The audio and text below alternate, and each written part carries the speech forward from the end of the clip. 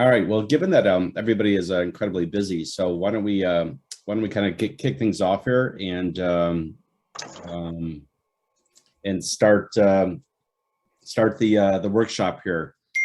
Um, yeah. So this is Michael Medema, and I will be the presenter for this workshop today. And I'm very much looking forward to spending the next I'd say probably the next 30 minutes or so. I'll be interacting and talking. If you do have questions, feel free to raise your hand or especially use the chat function. Sam will be checking out the chats. So if you do have questions, feel free to ask away. That's the best way to do these things. Sam, do you want to just kind of go through the slides for me then, and then we'll kind of go to the next one? Yeah, so just a little bit about Amplify. We're a startup and small business coaching and consulting company. Some of the things we do are events and workshops, mentoring, and then obviously consulting. Just really focused on, being sort of like that support system for entrepreneurs and, being there to kind of help you all succeed with starting and running your own business. We know it's a lot of work, so anything that we can do to help out, we are all ears for.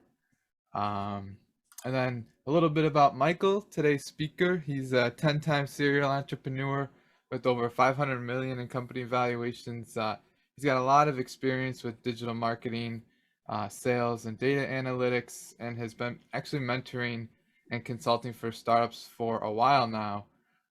So, really looking to bring his expertise to what we're doing here at Amplify. He's won several Inc. 500, 5,000 awards throughout the years, and he's also a professor at Elmhurst University and Benedictine as well, teaching a few programs at both of those universities.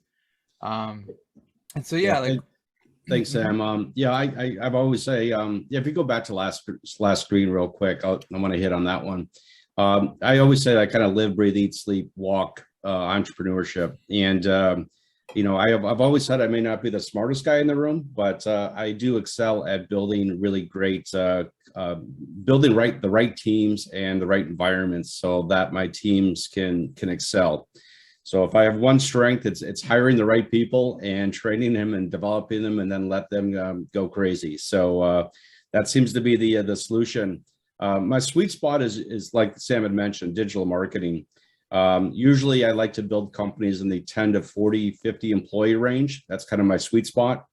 And like Sam had mentioned, I have won the Inc. I think 508 times over the last I think about 15 years, and that's the fastest growing companies in the country. But I'm more proud of the winning or earning the spot in the Inc. 50, which is the best workplaces in the country. So I like to scale companies fast, but I also like to build them the right way. Mm-hmm. So let's get into the next slide, Sam. Yeah, definitely. Yeah. So, so the next 20, 30 minutes or so, we're going to be talking about culture, what that really means. We'll be talking about kind of remote versus hybrid work options. So we'll talk about that, kind of the pros and cons. We'll be talking about communication methods, especially in today's world. It's so important to give your employees the right tools and so that they can get their jobs done no matter where they're working from. And then we're going to open it up into some Q&A at the end there. So again, if you do have questions along the way, feel free to use the chat and ask away. It's I guess the foundation or what really starts a company culture is it starts with the owners and it starts with the leadership team. It does take a lot of hard work to create the right environment, the right culture. It's a long-term commitment. You're not going to create it overnight. You definitely have to have strong leaders. And I always say, if you do it half-assed, you're going to create a half-ass environment or culture. So you got to be all in. And I've always said that, and I've witnessed this with my companies, is when you do create that right culture, the right environment, the revenues and the profits will quickly follow. I've proven that out with all my companies. And the last thing in the slide is there's really, I guess, kind of three areas of how I usually try to create a company culture. There's stuff that costs absolutely nothing. There's no cost to the organization. It's just being a good leader. So we're going to talk about that a little bit. That's kind of the foundation of how to create the right culture and environment, is this basic stuff that doesn't cost money. Obviously, the next bullet is compensation programs. We'll talk about that a little bit. And what I always say, the value adds. So the extracurricular things that you could do to create the right environment as well. So let's get into kind of the free stuff. So Sam, the next one.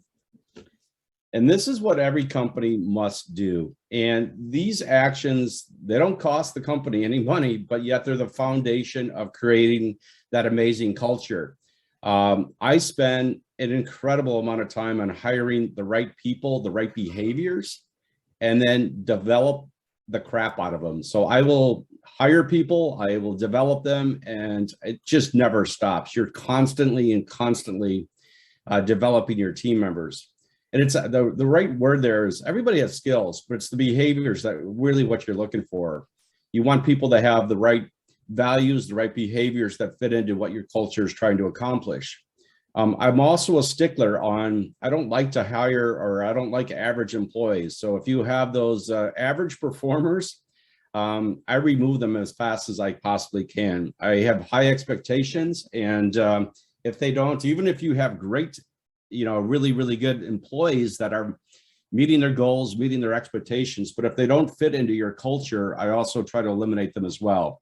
So just making sure that you hire the right people, and if they're not the right people, make sure you get rid of them as fast as you can.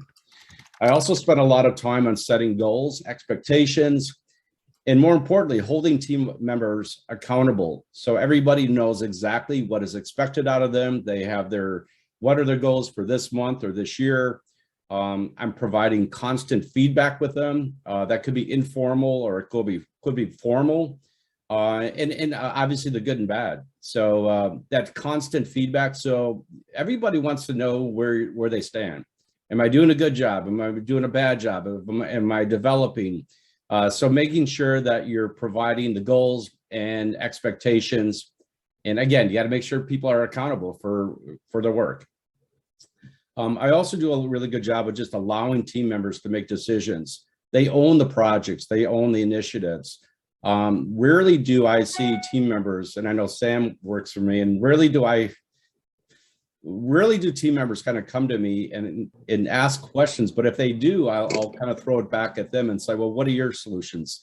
Everybody has problems, everybody has issues. So I kind of look at it as, okay, let's talk about that, but come to me with solutions. What are you going to do about it to fix the problems or the issues?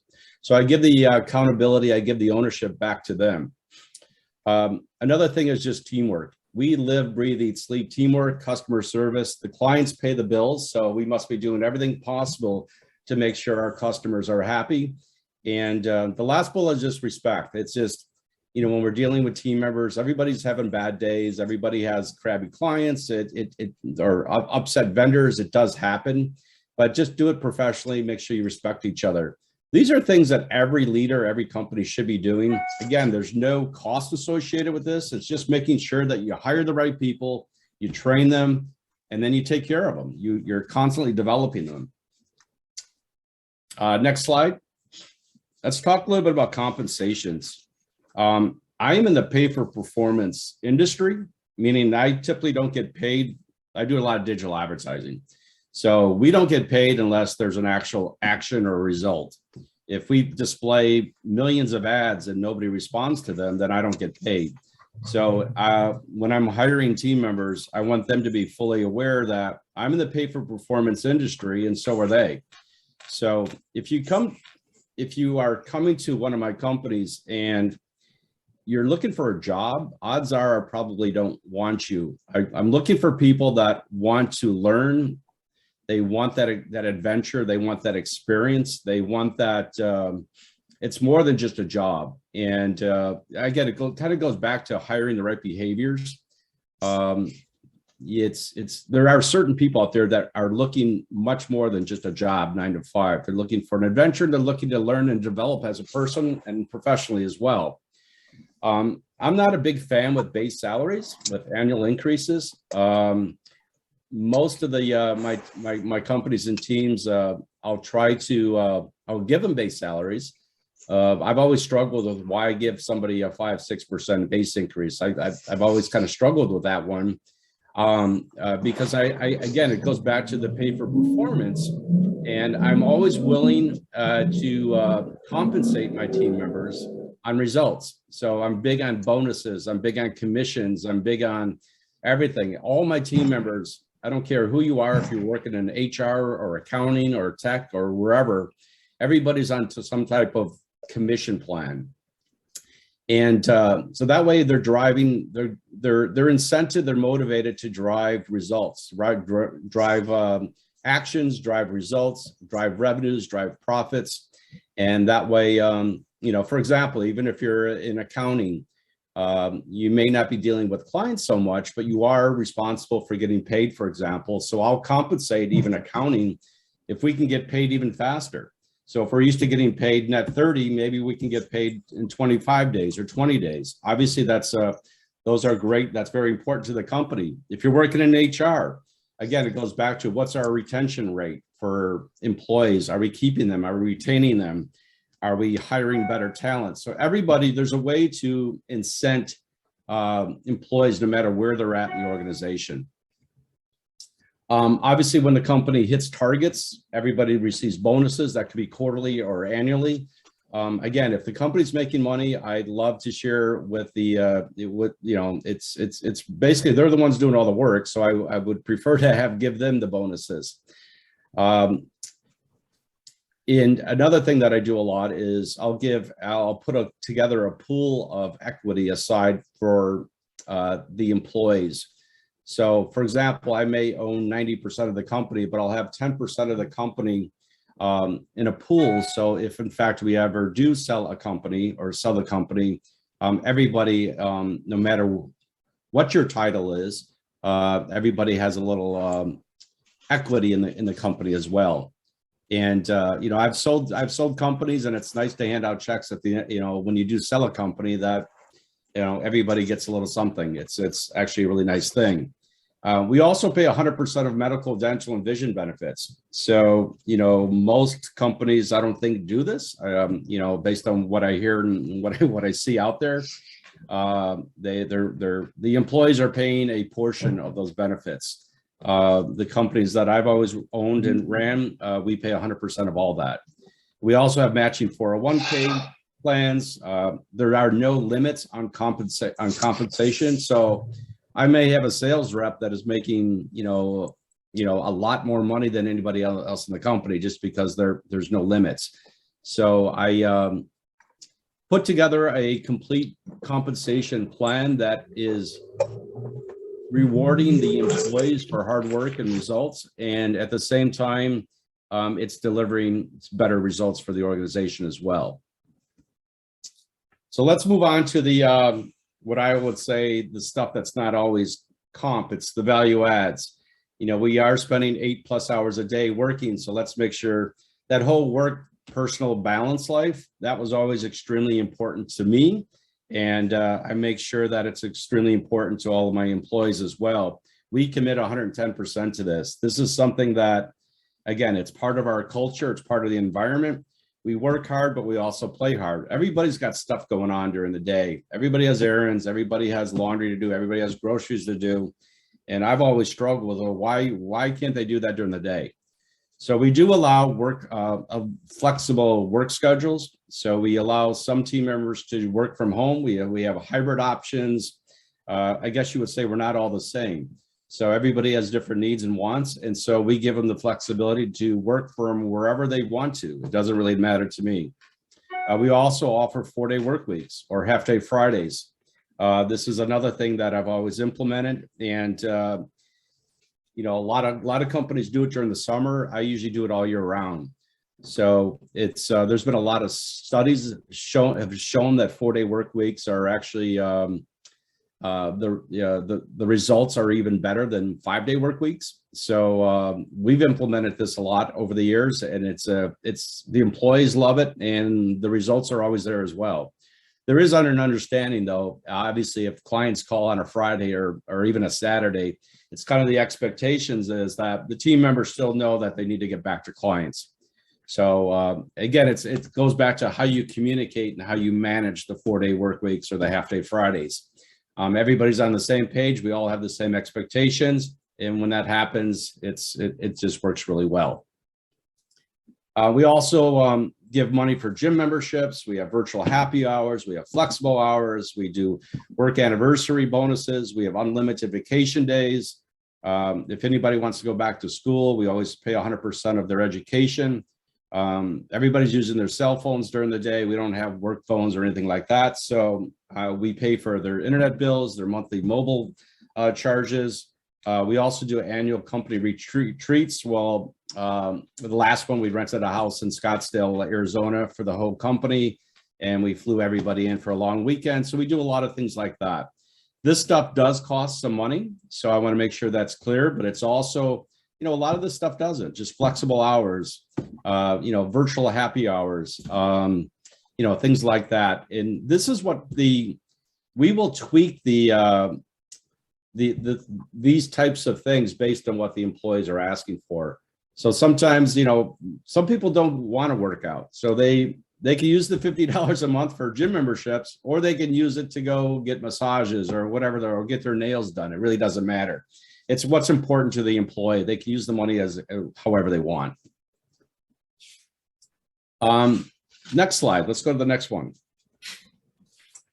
That's another thing that we really do a lot is we support our local communities, and we do a lot of charity work. We do a lot of volunteer work. We try to combine work events with volunteer events as well. So we may have like a sales meeting in the morning, and then the afternoon we'll spend time with local charities or volunteering our time. So every team member does get 5 days a year to volunteer during the day. So it's up to them to figure out, which charities they want to do, but we strongly suggest that everybody uses up their 5 days. We also give everybody $1,000 a year just to provide money to their local charity, whatever is important to them. That's another thing that we do. And again, like what I had mentioned, we usually try to combine trade shows, instead of, we'll be exhibiting during the day instead of going out and spending thousands of dollars for a team dinner. Instead of doing that, we'll spend thousands of dollars taking, feeding the homeless or doing something like that instead. So we try to do company events in the morning or the afternoon, and then at the same time, we'll do volunteer work at the same time. We also do a lot of regular volunteer events throughout the year, and I'll get into that a little bit the next slide or two. You can see some examples. Next slide, Sam. There we go. So here's a recent, this was a recent account management team event. We have a lot of dog lovers in our company. So we spent the afternoon, working at a rescue. And it obviously gives us a time to bond as a team, but also, again, we're giving back to our local communities. So that's just an example. We met, I think in this one, we met in the morning, and then in the afternoon, we worked at a rescue. The next slide is another example of this. Sorry about the picture here, came out a little strange, but this was a recent account management team. So again, we met in the morning on with key clients. We talked through all of our key clients. We did all the work stuff. And in the afternoon, we actually boxed a bunch of food here for the homeless in our local areas. So again, combining that work stuff with the volunteer event. The next slide, we do a lot of work with Habitat, and this happened to be the entire company. We were, this is down in Florida. We were doing we were putting a roof on a new house. What was really cool about this one, we spent all day on the roof. It's amazing how you bond with your team members doing this type of stuff. But we also, a couple months later, when the house was completed, we actually went to the house, and we got to see the new homeowner receiving the keys to the house. So it gives that a little extra of, we're helping out others. And that's what, that's very important to the culture of the companies that we're creating. This is another example. This is in New York. At Hope Lodge. This was a trade show that we were attending. And again, we were exhibiting all day. We were meeting with clients. We were working the trade show booth all day long. And at nighttime, we ended up feeding, I think it was about 60 cancer patients. And they came to the lodge here. We had everything. We did all the cooking. We bought all the materials. And we fed, I believe it was something like 60 cancer patients before they were off to their treatments. So again, we combine the trade show with some volunteer events. Next slide. This is the last one, I think, the slides. Again, this was a sales meeting where we, we talked about clients and we talked about work all day long. And then in the afternoon, we tried to spend time helping out our local communities. Let's talk a little bit about the pros and cons of just, we talked about remote hybrid work options. This is a trend that's not going away. It is the future. I've been doing this for 20 years. I've had offices, but I've always struggled with, why are people going to the office? Why are they commuting to an office? Sometimes you have to. Again, I've had offices, but I've always liked the flexible, the hybrid option as well. It gives team members a lot of flexibility. It's proven that we actually get better results when the team members are happy and they're working from wherever they want to work from. It goes back to that balanced work personal life. Everybody's got stuff going on during the day. I mean, I was out snow blowing this morning. We got about 6 inches of snow here last night. I got to go groceries to do. I'm doing laundry at the same time I'm working. So it just balances that. Everybody's got stuff to do. You got Xfinity or a Comcast coming over and they give you that 4-hour window. It's hard to do that. Everybody has dentist appointments. Everybody has doctor appointments and so on. Give them the flexibility. People got stuff to do. It also helps a lot with retention. So keeping your employees there. Okay.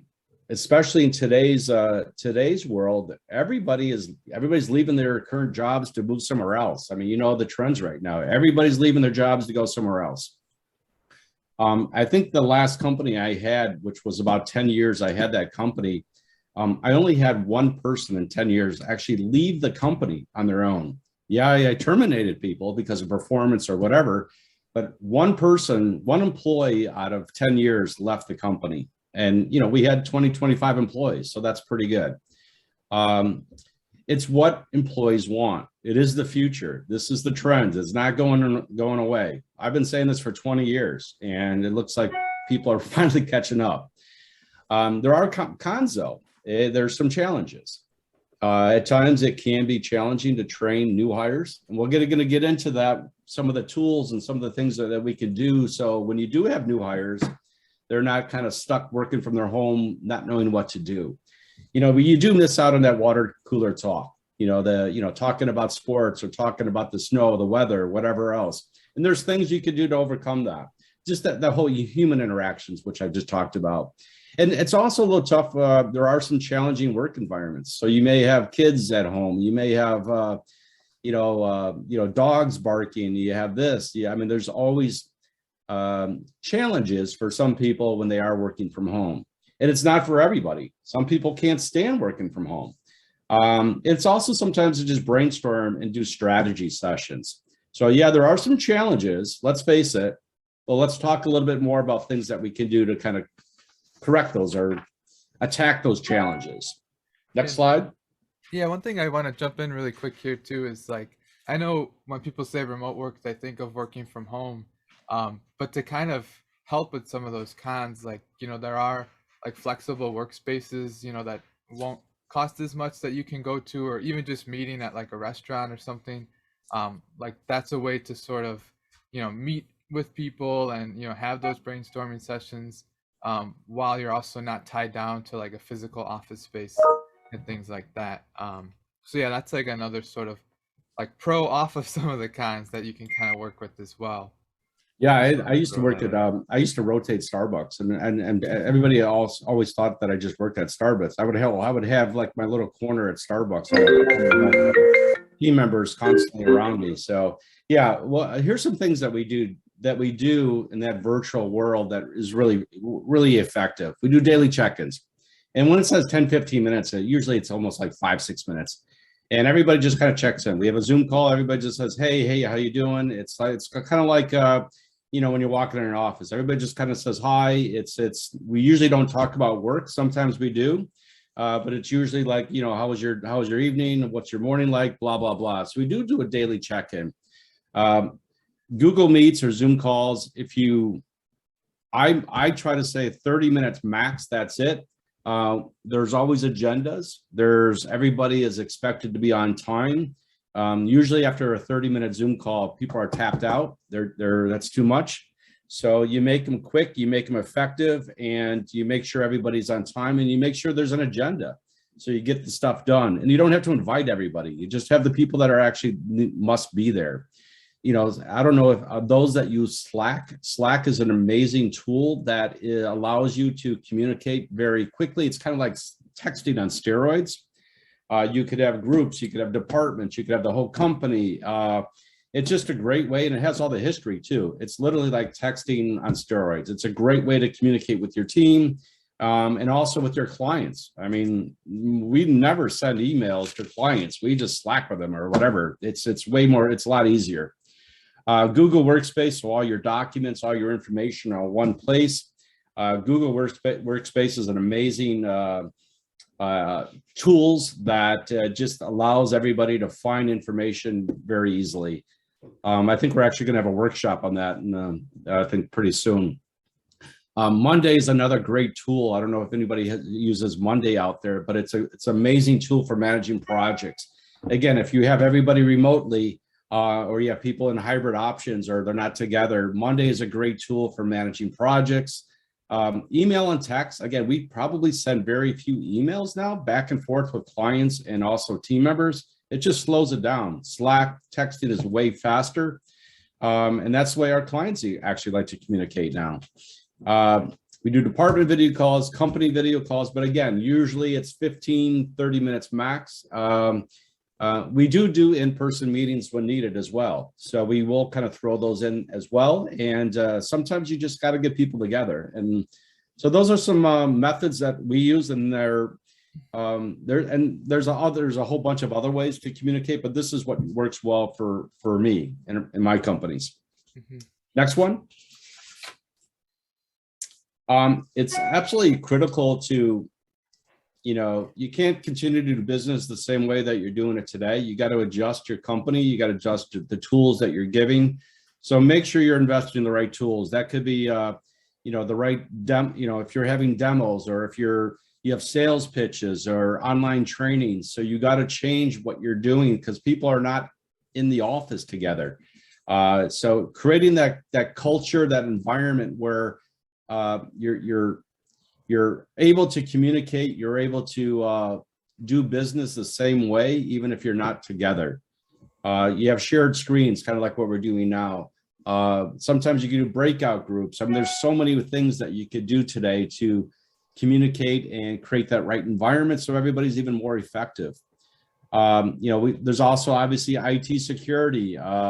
If people are working from home or flexible, maybe two-step sign-ins. So you got to make sure that your IT, your systems are safer, your backup systems are in place, things like that. So making sure that you're working with IT the right way. We already kind of talked about, Google Meets and Workspace and Slack and Monday. Even international, I hire people, I don't even care what time zone they're in, or even internationally. It actually gives you time to, they're working in the middle of the night when you're sleeping, but you're utilizing the day even better. So if you have talent, you don't have to just always hire people in the same area. It allows you to hire people from wherever. I have a tendency to hire the best of the best. So I don't care what state or country they live in.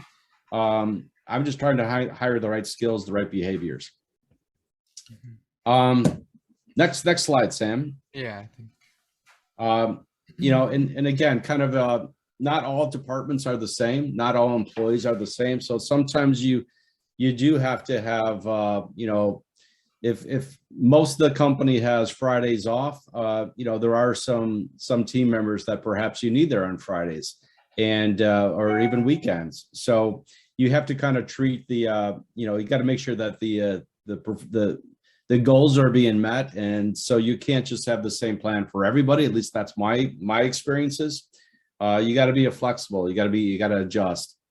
We talked about communication platforms like Slack and Monday, a great way to communicate and create that culture that everybody is communicating really effectively.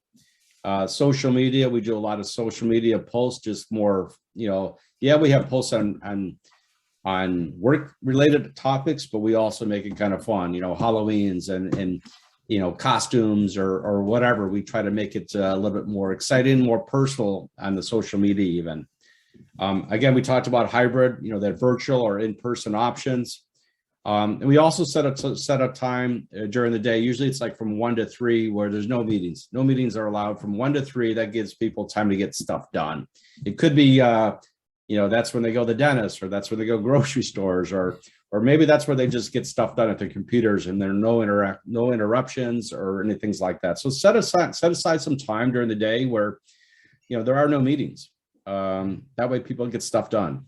Yeah, I think that's an important one too, because I've heard of a lot of companies where they'll have just meeting after meeting, and yeah, like that Zoom fatigue or whatever that really sets in, and you're kind of like preventing people from actually doing the work just by like having them in the or in the meeting room instead of the office.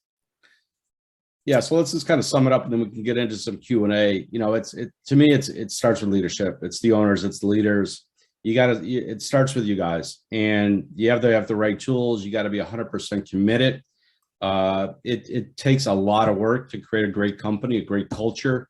There's a lot of adjustments, a lot of tweaks. It's not what I think employees want. They tell me what they want. So they're kind of giving me examples. Well, I think this would be really great if we had this, or if we had that. Some of them are a little too crazy. Some of them are obviously more expensive than others. But talk to your team members, ask them what they would like and what kind of turns them on during the day. So, they're happier, they're more productive during the day. And when you make that happen, like it says at the bottom, when you create that right environment, that right culture, you hire the right people, you train them, they develop them. Trust me, the results will quickly follow. I think I have, here's some, we've won the Inc. 50, or we've made the Inc. 50 best workplaces in the country 4 years in a row. And this is, there's a whole series of, this is Inc. magazine. It's a pretty legit, company. And they will survey all of your team members, all of your employees. And the owners and the executives are not part of that. They're not allowed to even fill out the forms. So this is the actual team members that are filling out these long surveys. This is just a sampling of kind of the responses. And I consistently see this stuff over and over. You're able to share that once the surveys are done, you actually can see the comments. And this stuff's pretty good. I mean, it's sometimes you got to pat yourself on the back. And yeah, I think we've created some of the right environments there. They're happy with their jobs. They find it interesting. Their opinions count.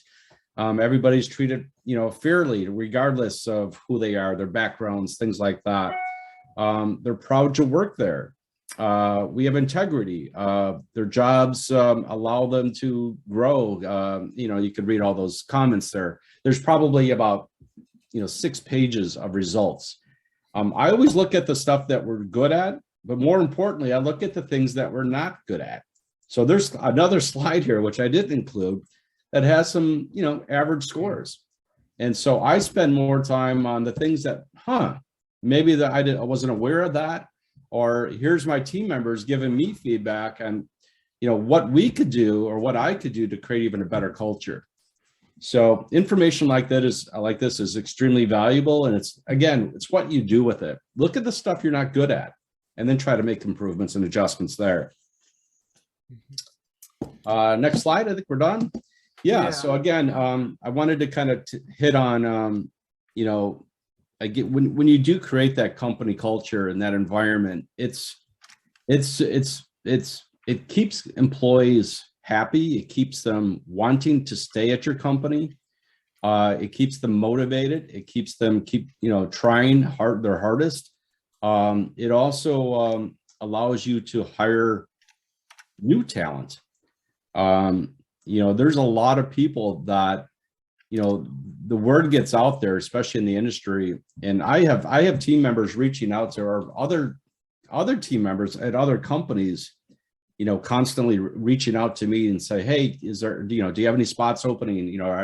We know your company's good. We'd love to come work for you. So it allows you to not only retain customer or employees, but it allows you to go find even better talent and new talent. I think the one stat that I'm probably most proud of is, again, I think we lost that one person in 10 years at the last company that I ran. And I think over the last 20 years, I think the number is like 23 former team members that went on to start their own company even. So yeah, I lost them, but they went on to start another company. So it's like, that's how you develop them. That's how you take care of employees. You develop them, you train them, and let them expand into something that they want to do. So at Amplify, this is a company that we run, and we do a ton of workshops like this. We do a lot of events, a lot of workshops. We also do a lot of mentoring as a team and also one-on-one. So we'd love to mentor, coach other leaders, business owners, entrepreneurs, small businesses. So please check us out. We'd love to work with you at Amplify as well. Yeah, I threw a bunch of links in the chat. So hopefully, like, if you wanted to click on any of those, you can go ahead. But otherwise, yeah, I'd be happy to kind of hear some questions. I know we had one from Mark Horner mentioning, have you used employee surveys to ask about benefits/perks, or has that been more of one-off conversations? Yeah, again, usually I only have 10 to 40 employees, so it's manageable that I can kind of talk one-on-one with folks. And we'll talk about, for example, we'll talk about like vision. Everybody wanted vision. Everybody has contacts or glasses, so that's something that we threw in there. Originally we didn't have dental, so we threw dental in there, and that was just based on what the employees wanted. We talked about pet insurance. Everybody's got a dog. Everybody's spending money on their dogs that tear an ACL or whatever. We haven't pulled the trigger on pet insurance yet, but that's something that we've heard about. The biggest things are just the flexibility. They let me know. We just talked about, we have a lot of, for example, we'll have a lot of parents, and they have young kids. So we pretty much know from like 3 o'clock to 4 o'clock, or 3 to 4:30, they're picking up kids. That's like kid time. So the whole company kind of knows, by the way, from 3 to 4:30, odds are you may not be able to get a hold of certain people. So those that, and everybody has their own story. So I think it's important that you listen to your employees, you gather their thoughts. Surveys are, we'll do surveys more about what volunteer event we want to do, or what kind of fun things we want to do. And then we'll kind of do a survey on that.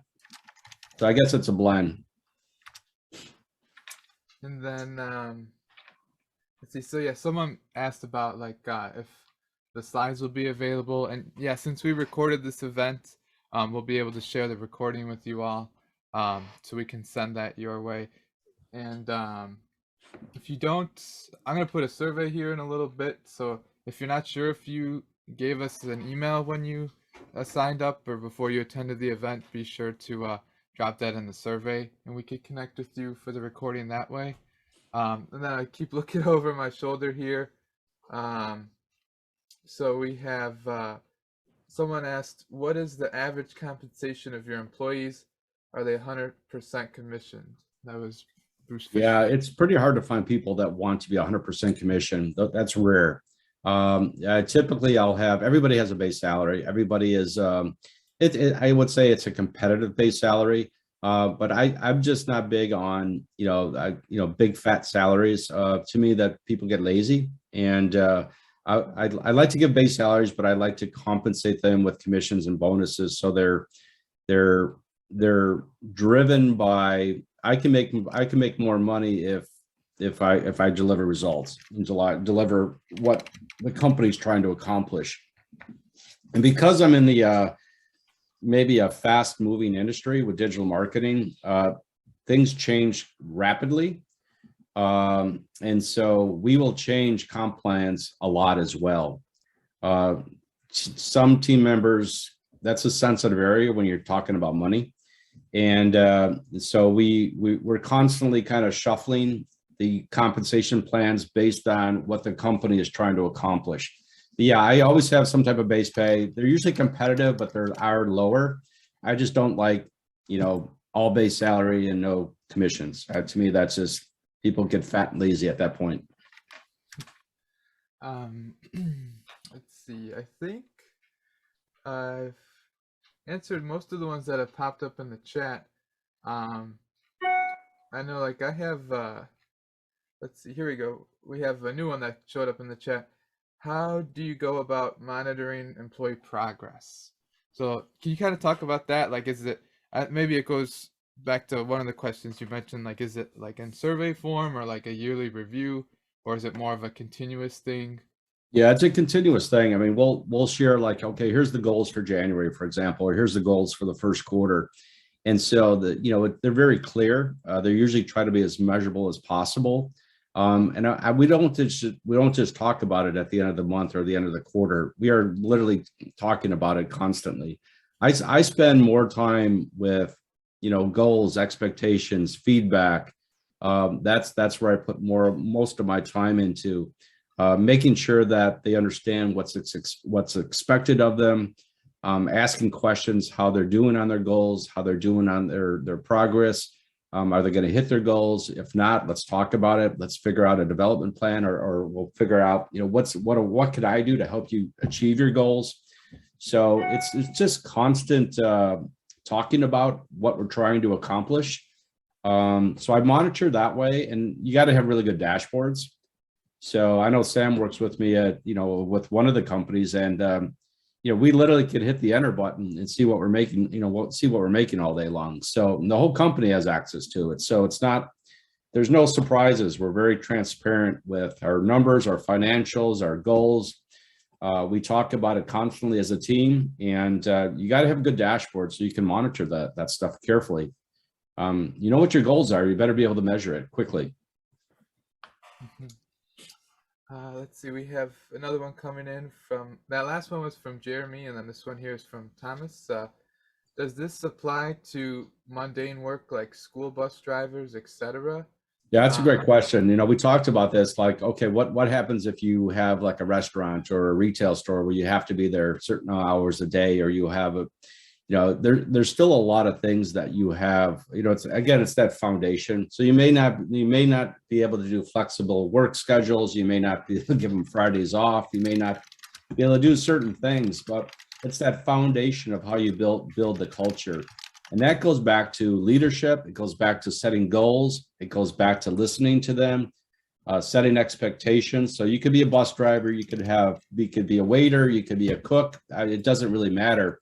There are certain things that you could be doing as a leader to make sure that they understand what's expected of them, giving them feedback on how they're doing. I mean, this is basic blocking and tackling. We've all had bad bosses. We've all had bad leaders. And it's mind-boggling how, you hear from team members and employees that, well, I don't know what's expected of me. I don't know where to go if I have questions. I'm not getting trained properly.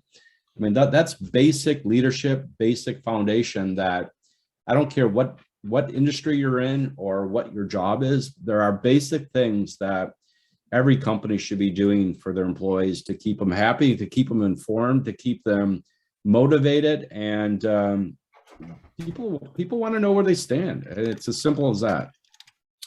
And one thing I'll throw in too, that's at least like from a worker perspective, like for me, like having access to the things that like I need in order to get the work done is like one of my biggest sort of like needs, or like a pet peeve when like someone's trying to tell me to do something but they're not giving me like the supplies to do it. So I think part of that goes like with the transparency aspect that Michael touched on earlier, but just in general, like if you're setting these goals out for people and you're showing them the metrics, then making sure that you have all of the tools and things in place for them to succeed.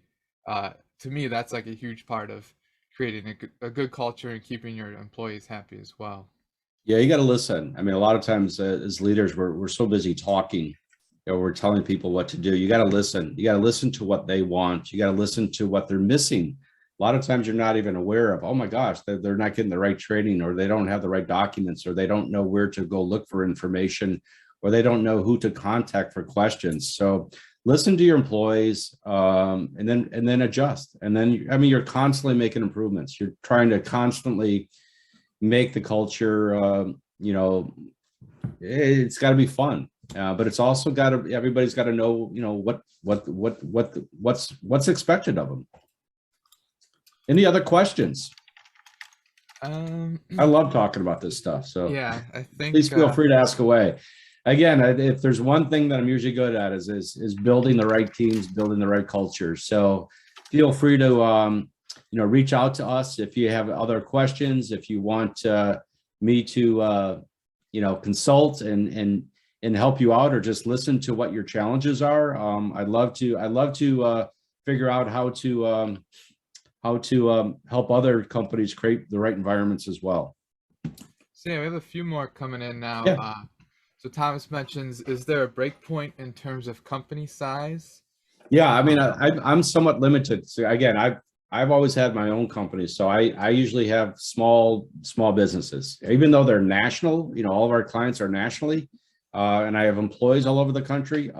They're small, so 10, 40 employees. That's my sweet spot. So how this works in a bigger organization, I mean, if you're setting goals, you're giving them feedback, you're setting expectations.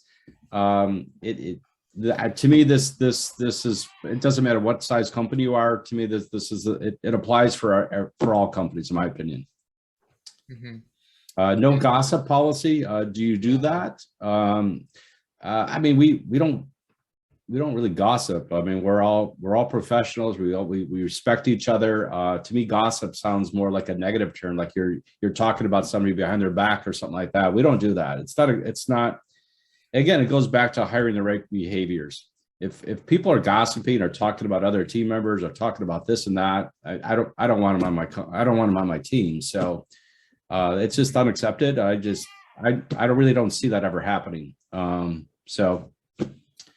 Yeah, and then just team building, team bonding. That's why we do some of the events. That's why we do virtual happy hours. That's why we do virtual breakfasts. That's why we do check-ins.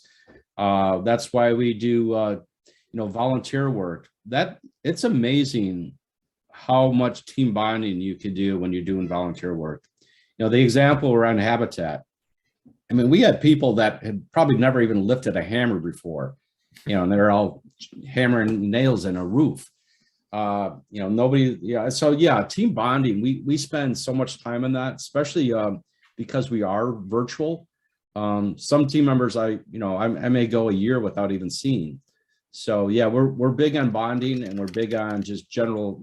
That's why again, the check-ins, somebody has a question on that. We don't talk about work. It's usually like just, how's your day going, this and that. It's a 5, 10, 15-minute check-in every day, and everybody and another great thing is that's what's so nice about Slack. Everybody in the morning will sit there and Slack when they first wake up in the morning. It's good morning. Somebody will usually share something about their kids or the weather or something, or unfortunately COVID related. Oh, I have COVID now. So I think it's just a quick check-in on, life. Everybody's got stuff going on. So the quick check-ins are more personal. It's more of like, kind of like when you would walk in the office. You'd say, hey, what's up? You talk to each other. We do that all the time, and Slack is a great way to do that. Yeah, and one of the things with everybody sees the comments. Everybody sees everything. Mm-hmm. Yeah, and I think like for the daily check-ins, even if there's like not too much on the agenda, like things change, or they should be changing so quickly that sometimes it's just good to like touch base, like just to see, and if nothing's changed or people don't need like any extra help or have any questions, then you can kind of just sign off right away. But if there are things that need to be addressed, like I think it's a great way to kind of give people the opportunity as opposed to having them like take the time to reach out and schedule a meeting. Those daily check-ins are just there to kind of um, be used however they want in And I that think it sense. also allows Sam, some people are shy. Hmm. And it allows, people are usually not afraid to, send a Slack message.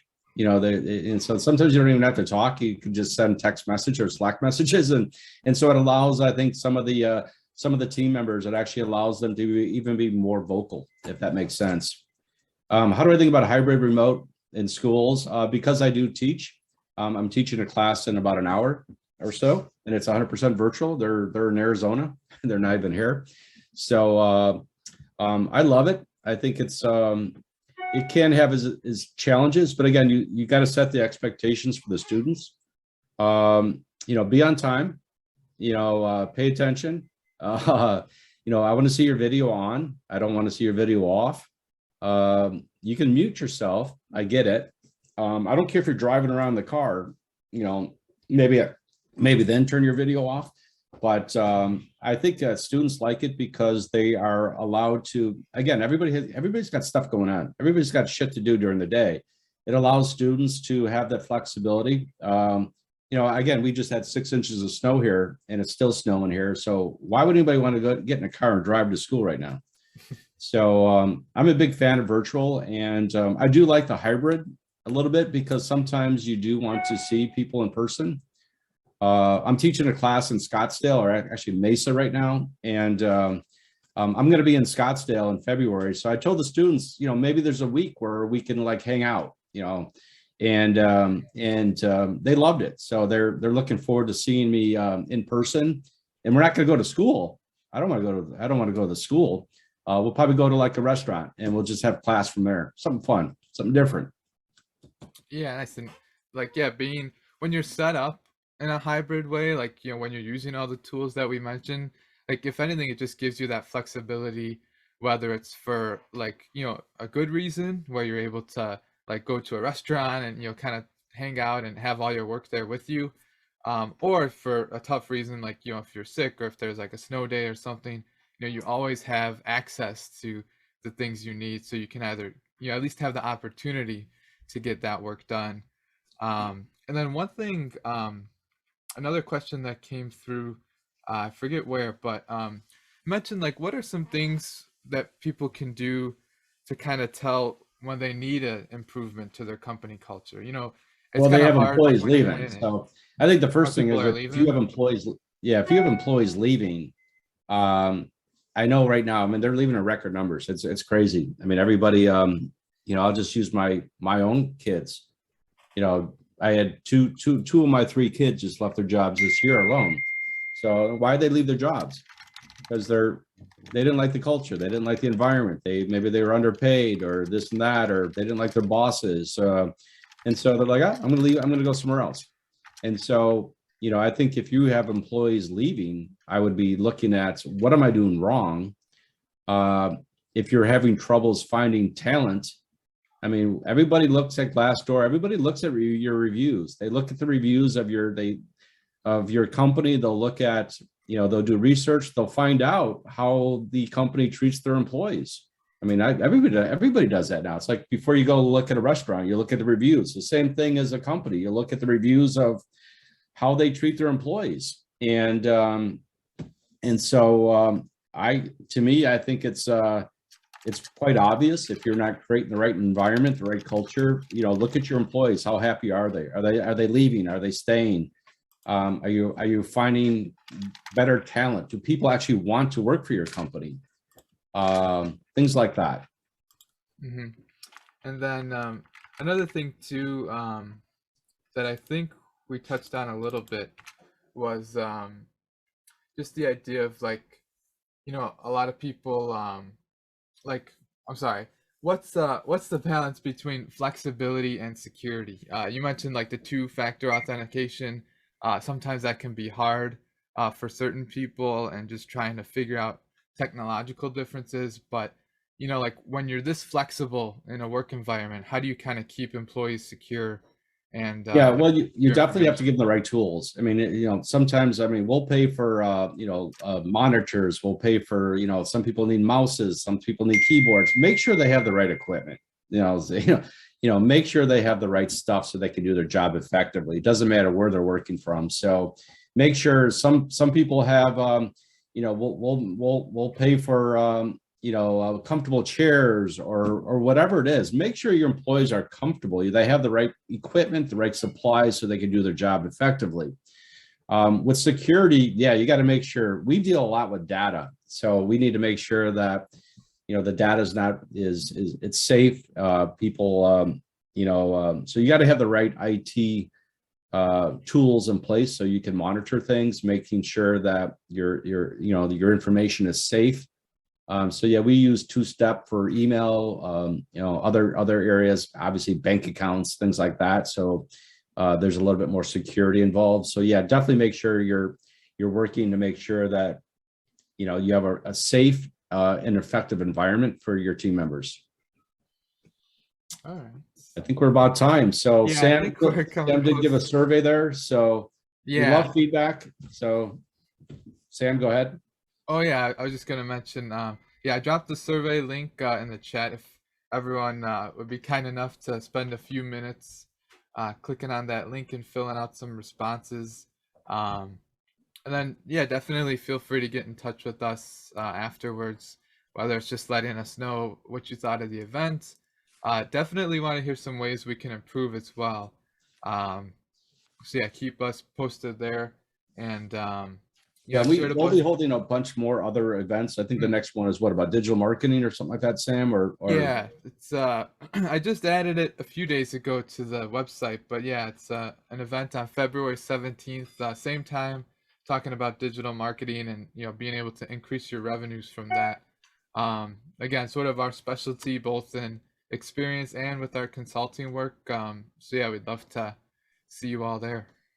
yeah, so and I think another one's gonna be about Google Workspace, things like that. So we're trying to provide workshops, events. So we're helping other companies communicate and be more effective. So thanks a lot, everybody. I had a blast. Hopefully you guys enjoyed the content, the information, and thanks again for all the questions. They were really good. I appreciate that. Yeah, that was That in very mind, helpful. anything else, Sam, to wrap it up? No, just have a great rest of the day. I know some people needed to sign off for some work things. So yeah, definitely get back to that and please reach out so we could continue the conversation. Thanks, everybody. Appreciate it.